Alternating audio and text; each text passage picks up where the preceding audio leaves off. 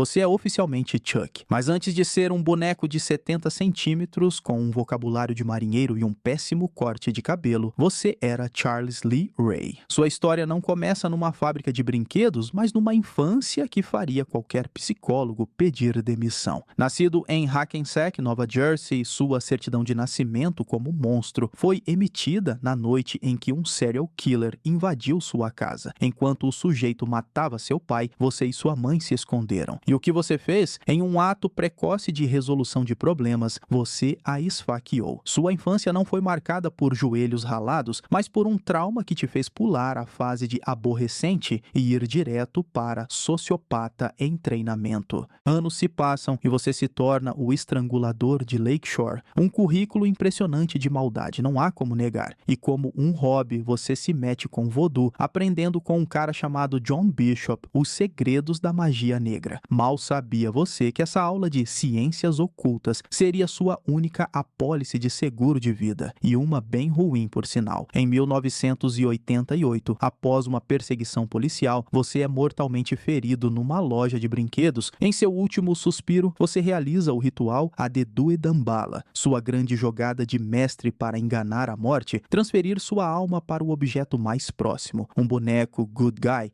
Parabéns, você, um notório assassino, acaba de se tornar um item de prateleira. Sua consciência sádica agora habita um corpo de plástico e algodão. É a alquimia mais deprimente da história. Sua alma, uma força caótica, agora está sujeita às leis da física de um brinquedo. Sua força é surpreendente para o seu tamanho, um milagre da engenharia voodoo, mas ainda assim abrir um pote de azeitonas provavelmente seria um desafio monumental para você. Sua mobilidade, perninhas de plástico.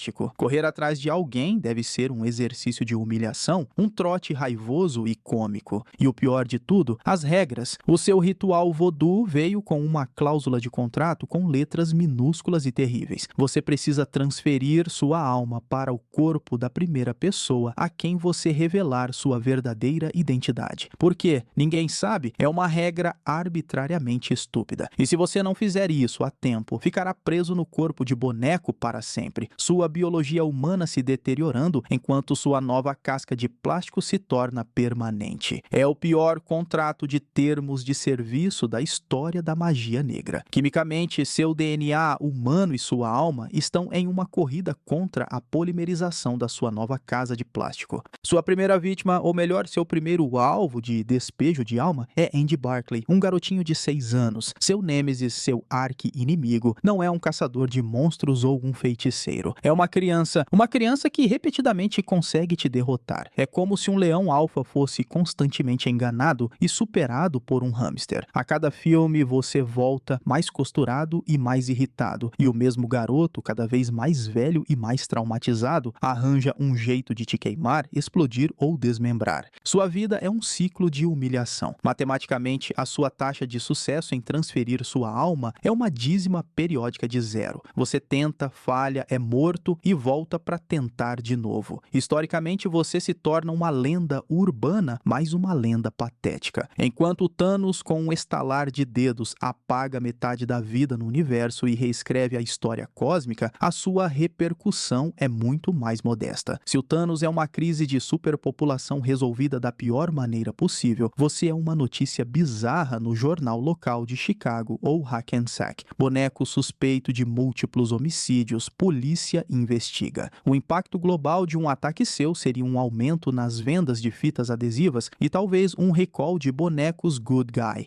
Cansado de perseguir o mesmo garoto, o universo decide que sua vida não é horrível o suficiente. Entra em cena Tiffany Valentine, sua ex-namorada. Ela te ressuscita, vocês brigam. Como o bom casal disfuncional que são, você a mata e, numa jogada de mestre da ironia, transfere a alma dela para uma boneca noiva. Agora vocês são um casal de plástico, um casal que briga, discute a relação e planeja assassinatos, tudo com a mobilidade de 2 bonecos de 70 centímetros. A engenharia do relacionamento de vocês já era falha. Agora a engenharia dos seus corpos também é. E para coroar o bolo de desastres, vocês têm um filho. Glenn ou Glenda, uma boneca com dupla personalidade que, para seu horror, tem uma consciência e não quer ser uma assassina. Imagina a cena, você, Charles Lee Ray, Ray tentando ensinar seu filho a arte da apunhalada e ele só quer saber se a faca é vegana e reciclável. É um pesadelo da biologia versus criação. Você tenta passar sua herança de maldade, mas a genética dele parece ter vindo com um firewall de bondade. Depois do seu drama familiar, você volta às raízes do terror. E o que o destino te reserva? Uma nova protagonista, Nika Pierce, uma jovem paraplégica. Você a aterroriza, revela que tinha uma obsessão pela mãe dela no passado, mas a grande inovação da sua carreira vem a seguir. Você aprende um novo feitiço voodoo que te permite dividir sua alma.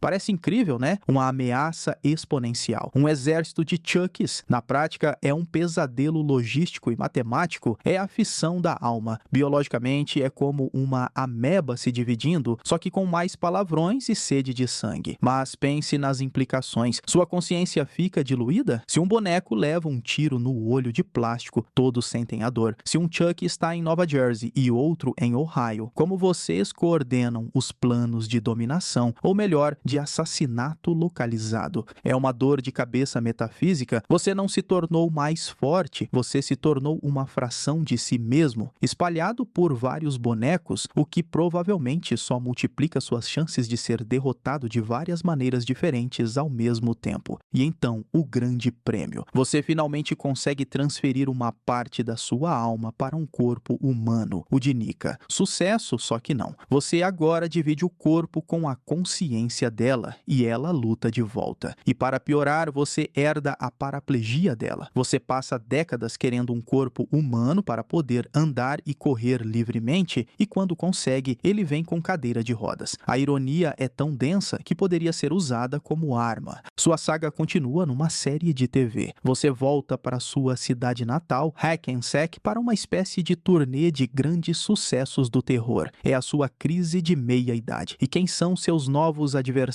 Adolescentes da geração Z, tente assustar jovens que já viram as coisas mais bizarras na internet e cujo maior medo é o Wi-Fi lento. Você, uma relíquia do terror analógico dos anos 80, agora tem que competir com o horror digital. Sua tecnologia voodoo parece ultrapassada perto de um smartphone. No espaço de uma vida, você passou de um temido serial killer humano para um boneco de plástico, para um marido de plástico frustrado, para um pai de plástico decepcionado, para um culto de bonecos com problemas de coordenação e, finalmente, para um espírito maligno dividindo um corpo humano com sua vítima. Cada evolução na sua carreira foi, na verdade, um rebaixamento, uma nova camada de humilhação. Então, pense bem. Ser Chuck é estar preso num ciclo de fracasso. É ter a mente de um assassino sádico no corpo de um brinquedo. É ter planos grandiosos que são sempre frustrados por crianças, por regras estúpidas de magia ou pela simples e inconveniente física do seu corpo de plástico. Você não é um demônio como o Pazuzu, não é uma força da natureza como o Godzilla, você é só um cara mal-humorado, com um vocabulário sujo, preso para sempre no corpo de um bom garoto. Que vidinha horrível, uma demonstração de que não importa o quão maligna seja sua alma, se o seu receptáculo foi projetado para dar abraços, sua vida será eternamente uma piada trágica. Terminando assim, como é horrível nascer como o boneco Chuck. E eu te espero no próximo Nascimento Sem Futuro. Valeu, é nóis e fui!